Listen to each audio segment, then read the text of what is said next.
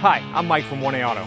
We've been selling auto parts for over 30 years. We're dedicated to delivering quality auto parts, expert customer service, fast and free shipping, all backed by our 100% satisfaction guarantee.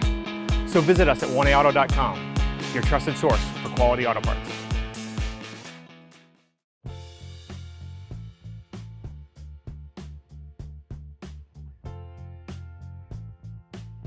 So the story with this 2011 Camaro is that it was going around a left-hand turn and some sort of bang happened, and when it went around the corner, the lower control arm actually bent. And when that happened, it obviously turned the wheel in a direction that it wasn't supposed to go in, so you can see it's cambered way out on the top and the toe of the wheel is way off too, so it's almost like it's turning right when it should most certainly be straight. So we're gonna replace the control arm, probably replace the hub, and see where that takes us. There may be some other damaged parts in there, but we're not sure until we get it apart. Before jacking up the car, we want to loosen the lug nuts because it'll be easier to take the wheel off once it's up in the air. So we'll use a 22mm socket and a long ratchet to break the lug nuts loose. We are going to be using a lift to jack up the vehicle, but it is very much possible to do this in a driveway with a jack and jack stands. We actually have another video that we've already made showing you where to properly lift a Camaro of this body style. So you'll want to check out that for the proper lift points before taking the wheel off. Now that the vehicle's off the ground, we can finish taking off the wheel. We'll just spin all the lug nuts loose, and we'll take the wheel off. You can see right here is where the control arm folded up and it bent the sway bar end link as well. When you compare it to a new one, it's pretty impressive to see just how mangled the control arm is. It actually collapsed itself up here and it folded right at the point of where the sway bar attaches.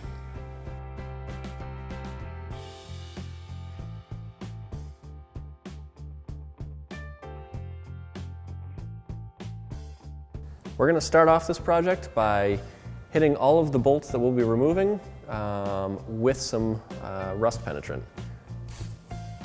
If you live anywhere where there's rust, this is going to save you.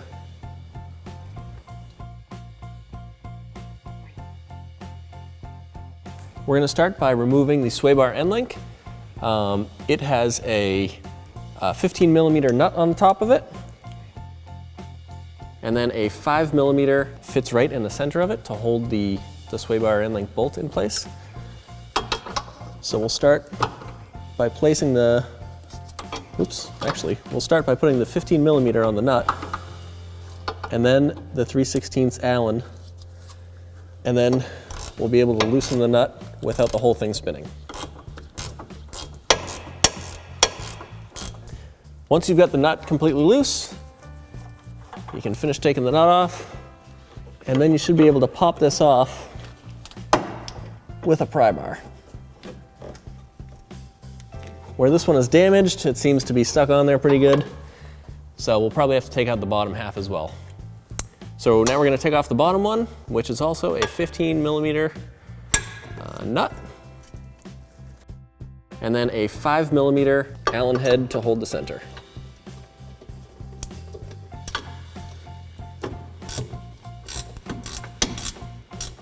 So right now the sway bar is sort of stuck in place. You can't really get a wrench on here very well because it's pressuring, or it's putting pressure against the wrench when you turn it. So what we're gonna do is put a pry bar in here, pry down on the sway bar, and pop the end link out of it. Like that. Since we're gonna be replacing the sway bar end link anyways because it's bent, we're just going to leave it in the lower control arm and take the whole thing out and throw it away. On the outermost bolt, there's an 18mm nut on the front side of the bolt, and then an 18mm head on this side. And we're going to begin taking this bolt out with an 18mm socket and an 18mm wrench. The lower shock bolt is a 21mm nut, on this side, and then 21 millimeters on this side as well. So we'll use a socket and a wrench to break them loose. The inner control arm bolt is also 21 millimeters on both sides, the nut and the head. So we're going to be removing those as well with the wrench and the ratchet. One thing to note is that these bolts have washers that go on them a very specific way, and they actually adjust the alignment of the rear wheel. So you want to make sure that these washers go back on the same exact way that they came off. You can spray paint them around here before you remove them. In our case, there's plenty of rust buildup around there, so we can see exactly where they were. We have to remove the bolts out of the control arm so that we can get it off the vehicle. We're going to start by hitting the shock bolt out, and then we'll move to the inner control arm bolt, and then we'll do the outer one last. So we'll start here. You may have to spin it out because there's a little bit of pressure on it from the shock. With the nut off the backside of this bolt, you should be able to spin it right out with a little bit of pressure.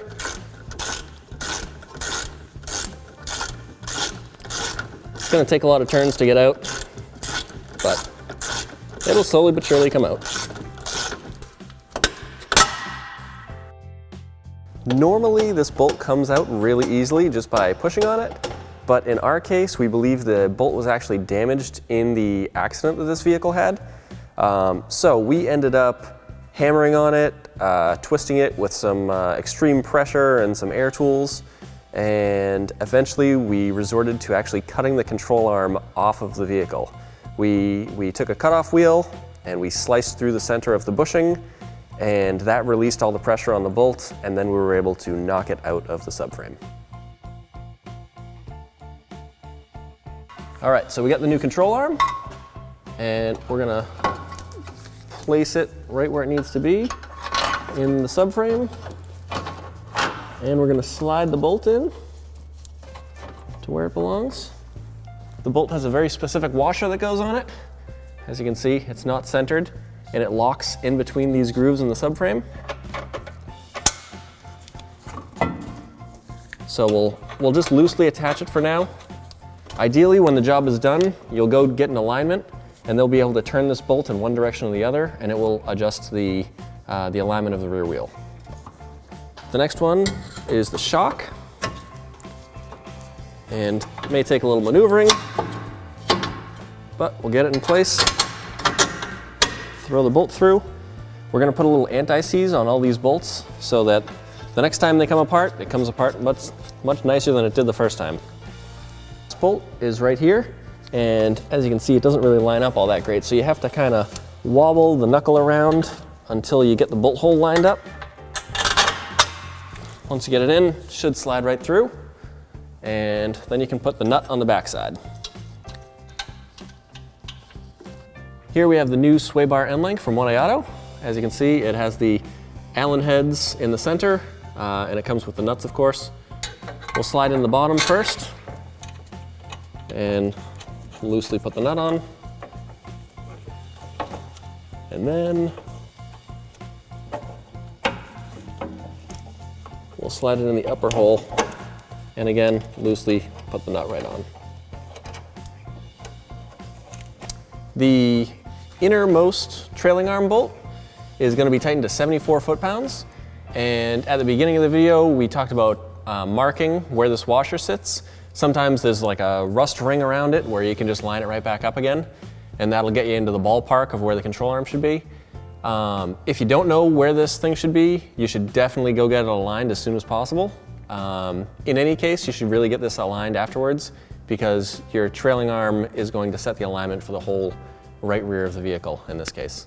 So we're going to set this to 74 foot-pounds and tighten it up.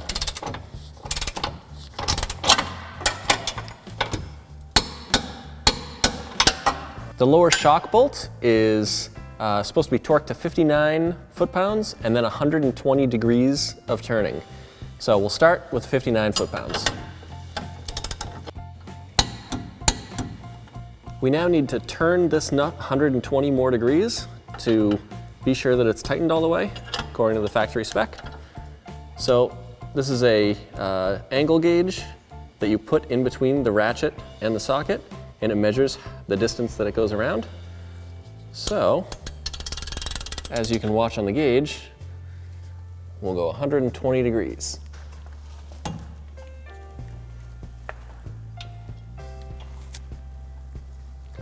And that sets it to 120, and now we know it's tight. The outermost bolt right here, 18 millimeter, much like this one, it is 30 foot-pounds, and then it's 120 degrees of turning. So you have to set it with the torque wrench first. So we'll set this to 30 foot-pounds, hold the other side with the wrench,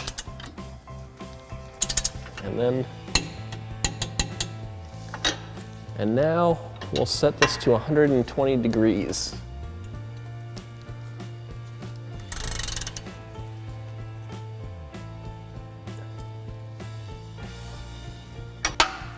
The sway bar end link is installed with a 15 millimeter wrench. We like to use a ratcheting wrench because it makes it a little easier. And then a 5 millimeter Allen wrench.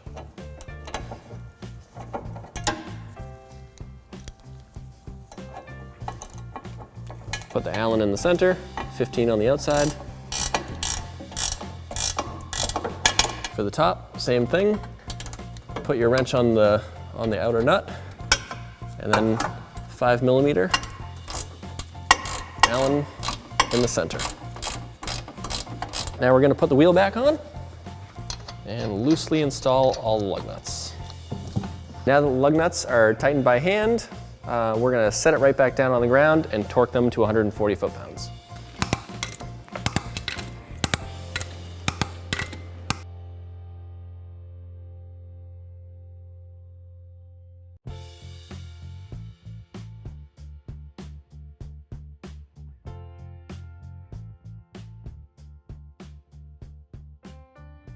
Thanks for watching.